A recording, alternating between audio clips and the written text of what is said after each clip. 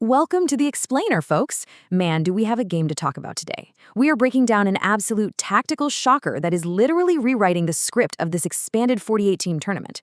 We're looking at the massive 2-2 draw between tournament heavyweights Uruguay and the incredibly resilient squad from Cape Verde.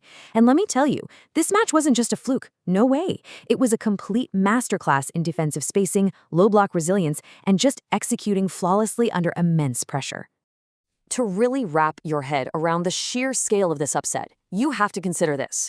Cape Verde is the third smallest nation by population to ever qualify for the World Cup.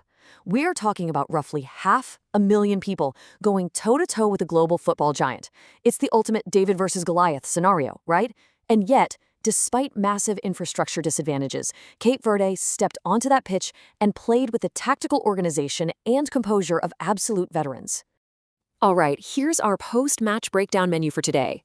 We'll be looking at the Island Giant Slayers, the first-half firepower, the super sub strikes, a literal battle of the veterans, the price of mistakes, and finally, their resilience beyond limited resources.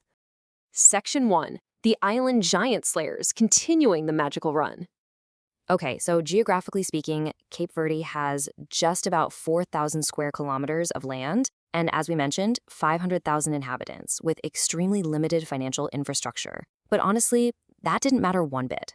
They came into this match fresh off stunning tournament favorite Spain with a scoreless draw. That performance right there proved they could utterly neutralize elite attacking transitions. It showed the whole world that geographic size and resources absolutely do not dictate tactical discipline and defensive spacing on the pitch.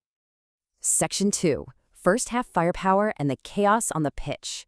You know, the match delivered absolute tactical chaos right out of the gate. In the 21st minute, Kevin Pina unleashes this blistering free kick, which, by the way, was Cape Verde's first ever goal in the World Cup.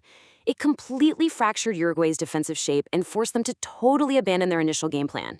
Now, Uruguay responded with relentless late-half pressure, scoring through Maxi Araujo, and then, literally minutes later, Agustin Canabio struck to put Uruguay ahead at 2-1. It was a brutal test of Cape Verde's mental resilience to absorb that kind of massive transitional surge right before the halftime whistle. Moving on to Section 3, the super sub strikes with Varela's equalizer.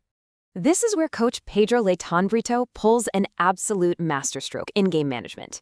Helio Varela enters the game as a super sub and boom, he injects this immediate pace that just completely breaks Uruguay's defensive lines. He catches Uruguayan keeper Fernando Muslera way off his line and scores his first international goal to equalize the match. That single tactical substitution, exploiting the space left by a fatigued defense, was a real game changer that completely neutralized Uruguay's momentum. Section 4. The Battle of the Veterans and Historic Keepers. You literally cannot talk about this match without talking about the historic milestone in the net that anchored everything. We have Cape Verde's Vozinha, 40 years old, an absolute breakout star, whose veteran positioning has been the foundation of his team's defense. And facing him, Uruguay's Fernando Muslera, who just turned 40 himself and was making his 18th World Cup appearance. Guys, this was the first World Cup match in history to ever feature two starting goalies aged over 40 facing off. Incredible. And what makes Vozinha's performance even more special is the immense personal significance it carried. He played this high-pressure, historic game knowing his mother was finally watching from the stands. She actually missed the massive Spain draw due to visa issues. You have to imagine her presence undoubtedly fueled his immense mental resilience. He anchored a highly organized defensive formation against one of the world's best attacks, drawing remarkable strength from his family being right there in the crowd. All right, Section 5, the price of mistakes and Uruguay's tactical errors. Switching over to Uruguay, their head coach, Marcelo Bielsa, was pretty blunt. He openly admitted that the organizational mistakes ultimately fall on him, the driver, and the match statistics totally back it up. Despite holding over 60% of the possession, Uruguay simply failed to break through Cape Verde's organized low block.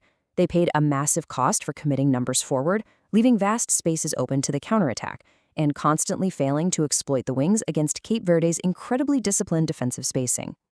And those tactical errors, they've built a genuinely terrifying scenario for Uruguay.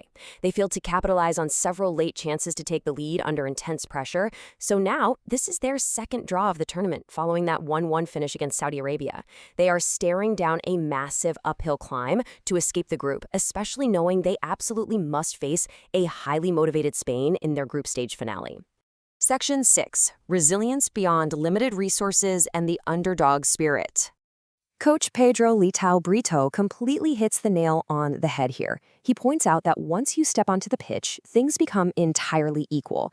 His players have overcome extremely limited infrastructure to stand toe-to-toe with absolute football giants. They've proven, for sure, that financial struggles can be countered by pure resilience, tactical discipline, and the incredible ability to endure struggle.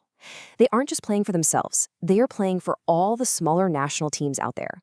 So that leaves us with one massive question to ponder as we watch one of the most surprising, defensively sound, and resilient teams in the world march forward into history. Will Cape Verde's incredible magic carry them all the way into the knockout stage, or have we just witnessed the peak of their Cinderella run? Seriously, keep an eye on their defensive spacing in the next match. That is going to be absolutely crucial.